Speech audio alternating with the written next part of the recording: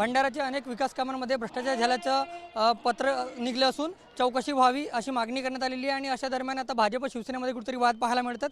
अशात आमदार भोंडेकरांनी मुख्यमंत्री जे आहेत हे आमच्या मतांनी निवडून आले आणि असं वक्तव्य त्यांनी केलेलं आहे। यावर बोलण्याकरिता आपल्यासोबत परिणय भुके आहेत। भाऊ, काय सांगाल? आपल्या जे आमदार भोंडेकर आहेत त्यांनी आमच्या मतांनी मुख्यमंत्री निवडून आले असं वक्तव्य केलं आहे। बघा, असं आहे की बोंडेकर साहेबांना फार गैरसमज आहे। एक तर बोंडेकर साहेब स्वतःच भारतीय जनता पार्टीच्या भरोशावर निवडून आले। इथे या विधानसभेमध्ये शिवसेनेची काही ताकद नसताना आम्ही ही सीट शिवसेनेला सोडली आणि भारतीय जनता पार्टीचे कार्यकर्त्यांमुळे बोंडेकर आमदार झाले आणि आता कुठेतरी अरेरावेची भाषा ते करतात आहे। दुसरं जे ते म्हणतात आहे की मुख्यमंत्री साहेब त्यांच्या एका मताच्या भरोशावर आहे, तर त्यांना हे समजून घेतलं पाहिजे। त्यांना मला वाटतं भाजपचे किती आमदार आहे त्यांना माहीत नाही।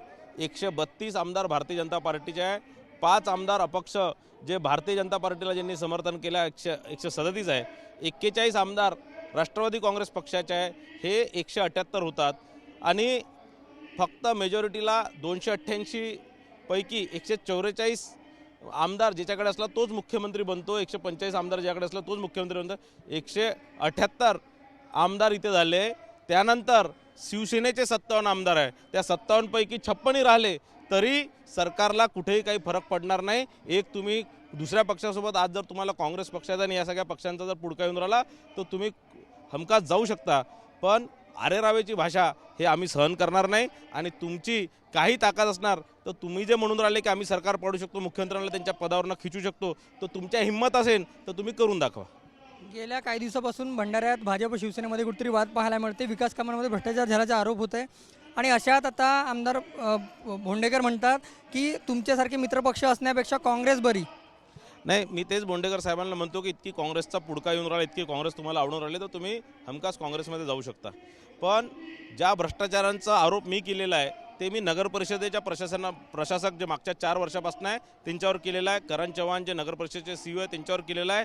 मला माहीत नाही बोंडेकर साहेबांना इतकी मिरची का लागत आहे, कारण आरोप तर मी नगर परिषदच्या घोटाळ्यावर केले, आरोप तर मी नगर परिषदच्या कामांवर केली, तर बोंडेकर साहेबांना इतके मिरची का लागत आहे हे मला समजून नाही राहिलं। आमदार भोंडेकरांनी जे आपल्या तुमच्यावर जे आरोप केलेले आहेत त्याच्यासोबतच मुख्यमंत्र्यांनी त्यांनी म्हटले तुमचा बगलबच्चा भंडाऱ्यात येऊन आमच्यावर आरोप करतो आणि तुम्हाला आम्ही मत दिलं म्हणून निवडून आले तुम्ही। मी तेच सांगत आहे, मी बोंडेकर साहेबांवर कोणते आरोप केले नाही आहे। मी आरोप जे केले आहे ते नगर परिषदेवर केले आहे।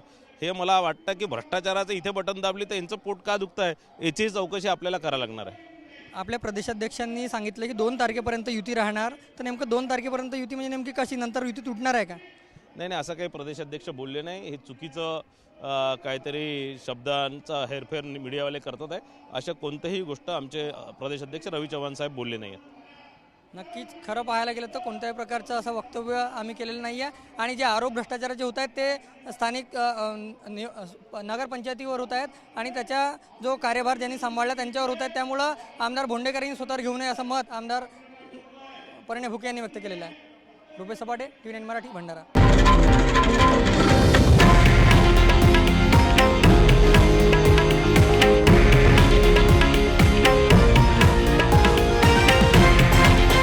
हे आहे देशातील नंबर 1 न्यूज नेटवर्क आणि आपण पाहत आहात TV9 मराठी, एकमेव।